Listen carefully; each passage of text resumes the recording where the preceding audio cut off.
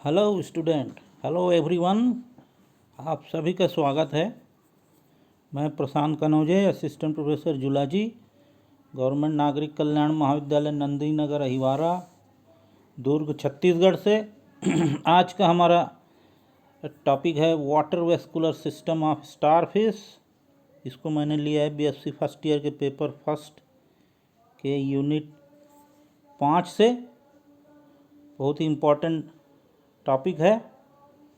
चलिए स्टार्ट करते हैं। इंट्रोडक्शन पार्ट है। Starfish is marine radially symmetrical animal.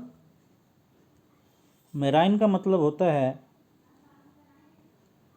वह जंतु जो समुद्री जल में रहते हैं, और रेडियली सिमेट्रिकल का मतलब होता है कि जो वो एनिमल है जिसको आप किसी भी जगह से काटेंगे तो वो 5 बराबर भागों में बटेगा, क्योंकि ये पेंटामिरस एनिमल होता है, इसलिए इसे कहा जाता है रेडियली सिमेट्रिकल। एक वर्ड और सुने होंगे आप, बाइलेटरली सिमेट्रिकल। वो ऐसे एनिमल होते हैं जिसको 20 से काटने पर यह 2 समान भागों में बढ़ जाता है, उसको बोलते हैं बाइलेटरली सिमेट्रिकल।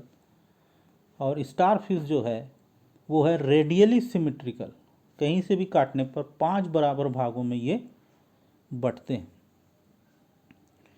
दूसरा पॉइंट ये बोल रहा है इसको फाइलम इकाइनोडर्मेटा के अंतर्गत रखा गया है, और यह स्टार शेप होता है, इसलिए इसको क्लास एस्टेरॉयडिया में इंक्लूड किया गया है। यह कॉस्मोपॉलिटन डिस्ट्रीब्यूशन होता है, पूरे वर्ल्ड वाइड पाया जाता है। कॉस्मोपॉलिटन पूरे वर्ल्ड में पाया जाता है। कार्निवोरस होता है, जो मांसाहारी जंतु है। और जो हम इसका टॉपिक स्टडी कर रहे हैं वो है सबसे important part, water vascular system. ये होता है peculiar type of system, unique type of system है। ये इम्पॉर्टेंट है, सिर्फ इकाइनोडर्मेटा में ही पाया जाता है, यूनिक सिस्टम है।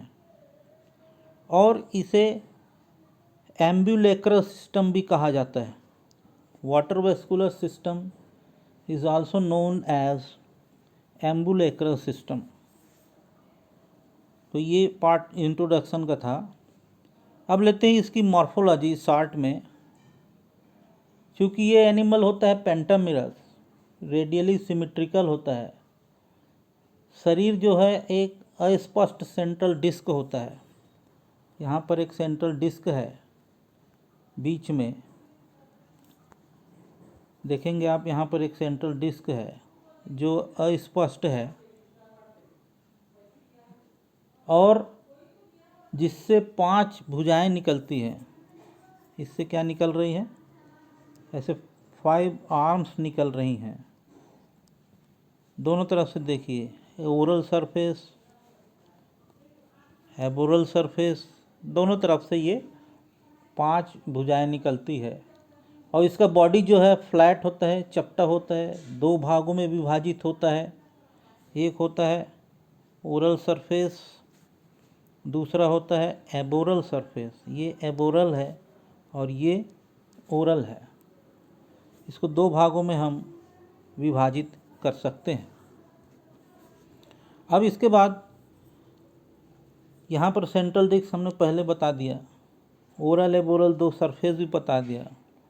एबोरल सरफेस जो होता है वो कॉन्वेक्स होता है, उत्तल होता है, और ओरल सरफेस जो है वो फ्लैट होता है। तो ये वाला सरफेस जो है इसको एबोरल सरफेस कहते हैं, ये कॉन्वेक्स होता है, और ओरल सरफेस जो है फ्लैट होता है। ओरल सतह की अगर अपन बात करें तो ये नीचे समुद्र तल की तरफ होता है, पतला होता है। इसके सेंट्रल डिस्क में माउथ पाया जाता है। ये देखिए, ये माउथ है। माउथ जो है पेरिस्टोमियल मेम्ब्रेन द्वारा कवर्ड रहता है। माउथ में एब्रुलेकर ग्रूव्स निकलती हैं जो आर्म्स तक फैली रहती हैं। ऐसे ग्रूव्स निकलती हैं, ये आर्म्स तक ऐसे फैली रहती है।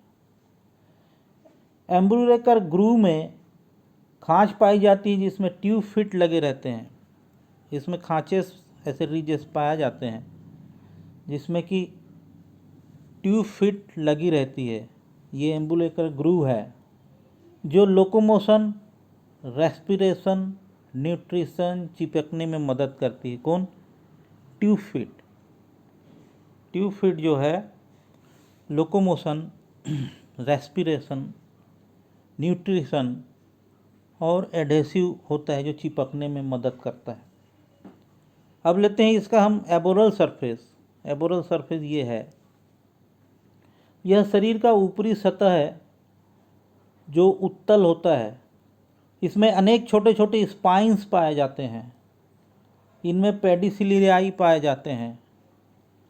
यह पेडिसिलियर जो होते हैं वो चिपकने में मदद करते हैं, पकड़ने में मदद करते हैं और यह शरीर की सफाई एवं सुरक्षा प्रदान करने के में उपयोग किया जाता है।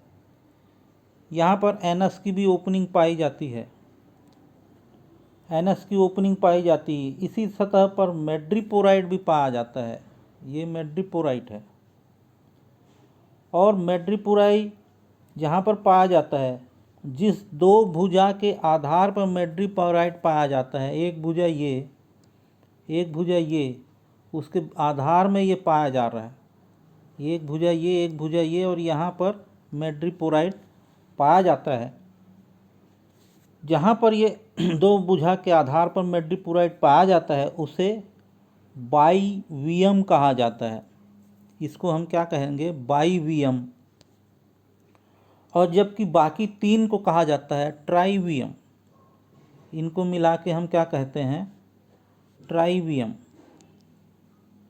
और इसको क्या कहा जाता है? बाइवियम।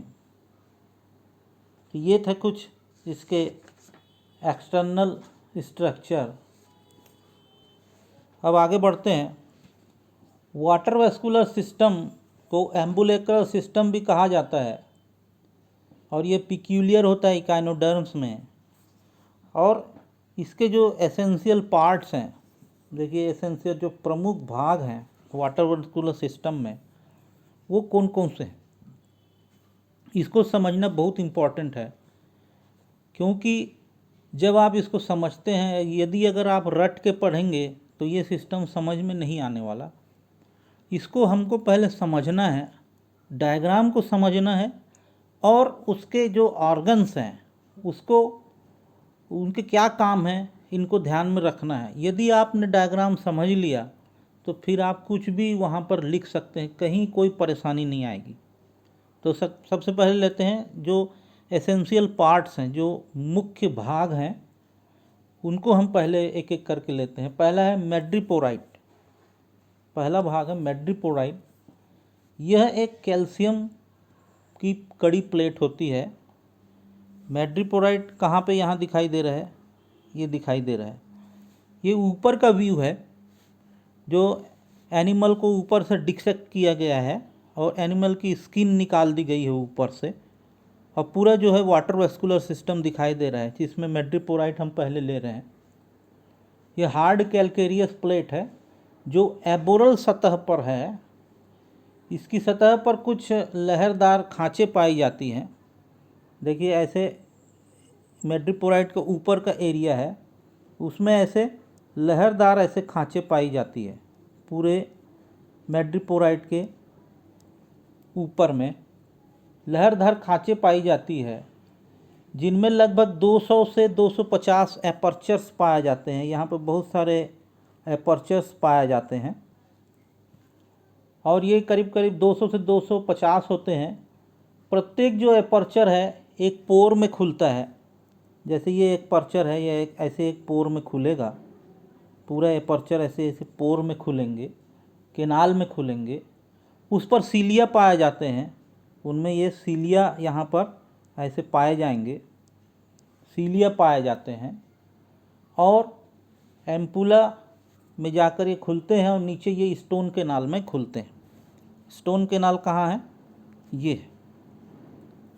अब अपन लेते हैं दूसरा पार्ट है स्टोन केनाल। दूसरा भाग है stone canal. It is an S shaped canal. यह एस आकार की केनाल होती है, ये एस आकार की केनाल होती है। इसकी भित्ति कैल्शियम कार्बोनेट कैलकेरियस से बनी होती है। अंदर में सीलिया पाए जाते हैं। सीलिया जो पानी के अंदर प्रेशर में जाने में मदद करता है। कैसे प्रेशर में जाने में मदद करता है? ये एस आकार की ये स्टोन केनाल है जिसमें ऐसे रिजेस पाए जाते हैं और ये रिजेस पूरे स्टोन केनाल में पाए जाते हैं और पानी जो है ऐसे प्रेशर के माध्यम से अंदर प्रवेश करता है। तो ये पार्ट था स्टोन केनाल का। अब लेते हैं नेक्स्ट जो ऑर्गन आता है, इसको बोलते हैं रिंग केनाल। रिंग केनाल कहाँ है डायग्राम में? ये है। रिंग केनाल इसलिए कहते हैं कि ये पूरे बॉडी में ऐसा रिंग बनाता है, गोल रिंग बनाता है। ये ऐसा एक रिंग बना रहा है जो कि डिस्क के चारों तरफ होता है और यह पेंटागोनल होता है। पेंटागोनल इसका रिंग होता है। क्योंकि यह एनिमल में पेंटामेरस एनिमल है इसलिए इसका रिंग कैसा होगा? पेंटागोनल होगा। उसके बाद आता है, अपन लेते हैं रेडियल केनाल। रेडियल केनाल यह रिंग केनाल से मिलकर पूरी भुजा की लंबाई तक जाती है और ये 5 होती है। यहाँ पर रेडियल केनाल आप देखिए जो कि रिंग केनाल से ऐसे निकल रही है ऐसे और आर्म्स में जाती है ऐसे 2, 3, 4 और ये 5 ऐसे ये निकल कर इस डायग्राम में आप देखिए ये इसकी क्या है? रेडियल केनाल है और ये पूरी लंबाई में होती है। लास्ट भुजा आर्म्स तक ये पहुंचती है। इसको कहते हैं रेडियल केनाल। अब नेक्स्ट पार्ट लेते हैं टीडमन्स बॉडी। ये टीडमन्स बॉडी जो होती है ये 9 से 10 small yellowish rounded glandular bodies होती है।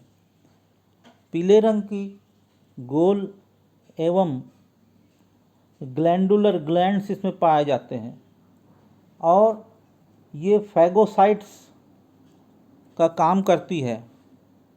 फैगोसाइट्स का काम करती है।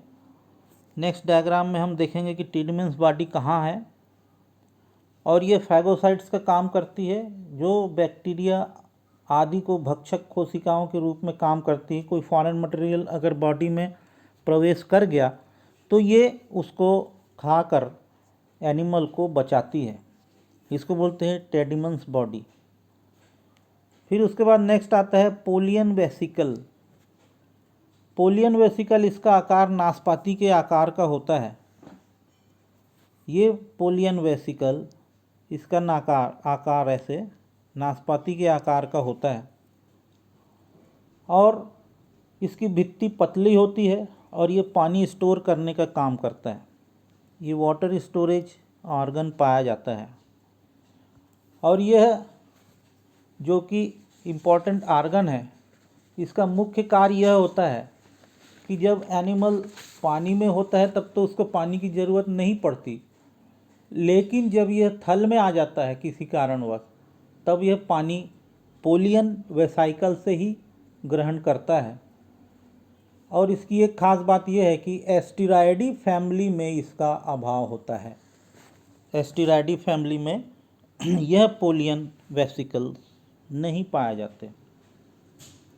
उसके बाद आता है लैटरल केनाल। ये जो लैटरल केनाल है ये लैटरल केनाल इसे पोडियल केनाल्स भी कहते हैं। यह रेडियल केनाल से निकलती है और इसमें ट्यूब फिट जुड़ा रहता है और लैटरल केनाल जो है वाल्व पाया जाता है जिससे पानी वापस नहीं आता। देखिए लैटरल केनाल कहाँ से निकलती है? ये लैटरल केनाल, ये रेडियल केनाल ऐसे निकलती है, उससे ऐसे लैटरल केनाल निकलती हैं और उसमें क्या पाए जाते हैं, ट्यूब फिट पाए जाते हैं। ऐसे ट्यूब फिट अटैच होता है और यहाँ पर वाल्व पाए जाते हैं जिससे कि पानी आके ट्यूब फिट में भर सकता है लेकिन वापस नहीं जा सकता। ये होता है लेटरल कैनाल। और लास्ट है इसका ट्यूब फिट। यह रेडियल कैनाल के दोनों ओर लेटरल कैनाल से लगा होता है। रेडियल कैनाल के दोनों ओर, ये रेडियल कैनाल है और इसके दोनों ओर, ये रेडियल कैनाल इसके दोनों ओर ये लगा होता है किसमें, लेटरल कैनाल से लगा होता है। यह इलास्टिक थिन वॉल्ड होती है। इसकी पूरी वॉल जो होती है इलास्टिक होती है और पतली होती है। यह सिलिंड्रिकल शेप होती है। इसमें 3 भाग पाए जाते हैं, एम्पुला, पोडियम और सकर्स। ये एक बड़ा अगर अपन ऐसा, फिर से देखते हैं, एक बड़ा अगर अपन ट्यूब फिट बनाते हैं तो ट्यूब फिट का स्ट्रक्चर ऐसा पाया जाता है और यहाँ पर 3 भाग है। इसको हम बोलते हैं एम्पुला और बीच का भाग कहलाता है इसका पोडियम और नीचे पे पाया जाता है इसको बोलते हैं सकर्स, APS। यह एम्बुलेक्रल ग्रूव से बाहर आने में सक्षम होता है। एम्बुलेक्रल ग्रूव कहाँ है, आर्म्स में पाए जाते हैं, जो कि हम जब ओरल एबोरल सरफेस देख रहे थे एनिमल का, तो ये एम्बुलेक्रल ग्रूव है यहाँ पर देखिए डायग्राम में, और इससे ये बाहर आ जाते हैं ताकि यह ट्यूब फिट जो है एडेसिव भी होता है, न्यूट्रिटिव भी होता है, चिपकने का भी काम करता है और खाना खाने का भी काम करता है। तो शिकार पकड़ने के समय भी यह सकर्स इसमें पाए जाते हैं। तो इस सकर्स के द्वारा ये एनिमल में हमला भी कर सकता है।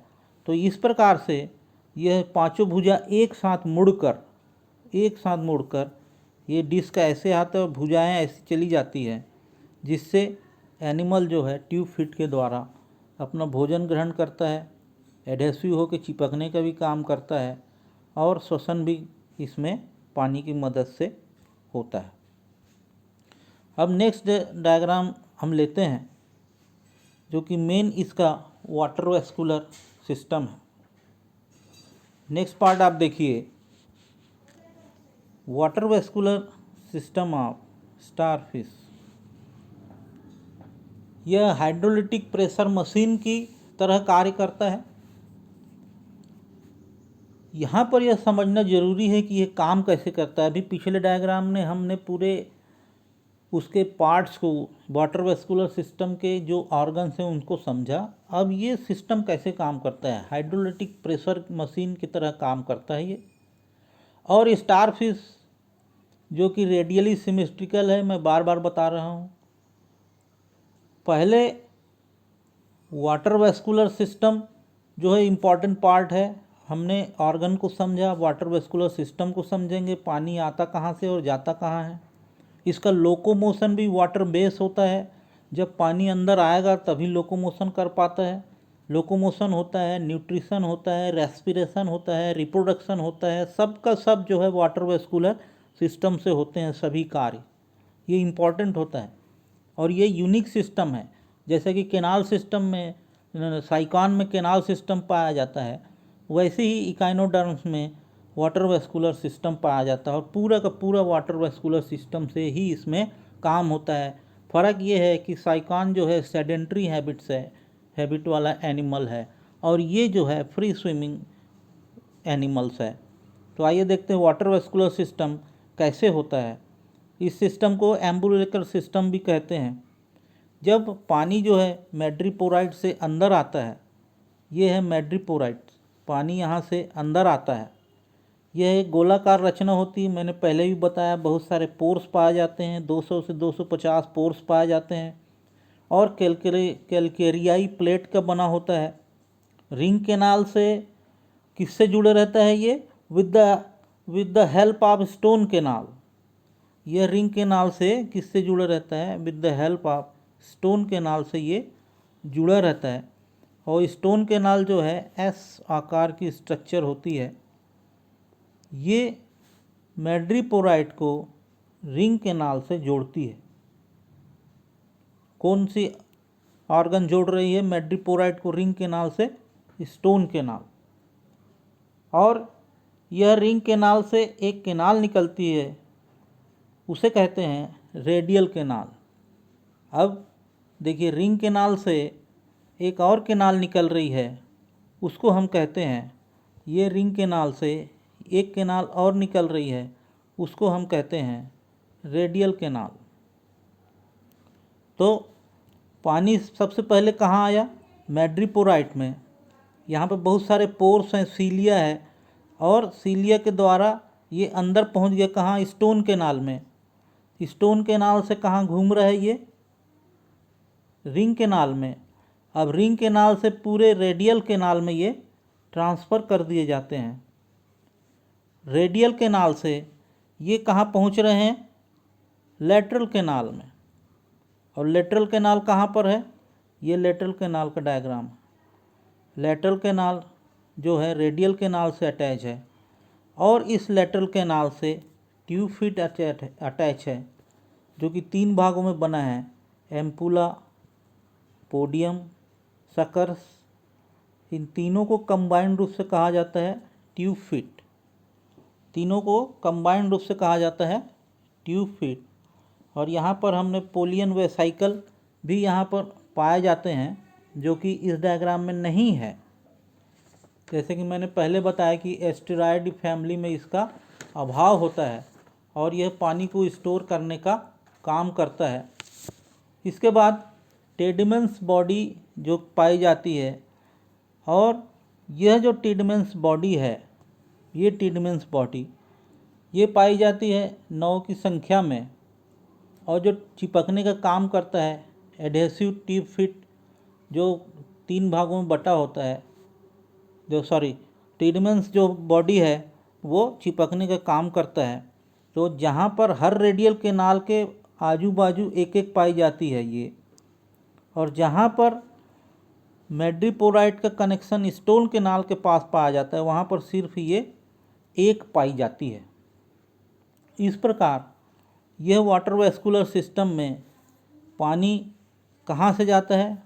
मैड्रीपोराइट से स्टोन कैनाल, स्टोन कैनाल से ये रिंग कैनाल जो पेंटागोनस है, पेंटागोनल से रेडियल कैनाल, रेडियल कैनाल से लेटरल कैनाल, और लेटरल कैनाल से ट्यूब फिट। इस प्रकार यह पानी की सप्लाई पूरे ऑर्गन में की जाती है, और पूरा का पूरा जो है एनिमल इस वाटर वेस्कुलर सिस्टम से अपने आप को चलाता है, और पूरा काम यह वाटर वेस्कुलर सिस्टम के थ्रू ही करता है। इस प्रकार आज का हमारा ये चैप्टर समाप्त हुआ। धन्यवाद।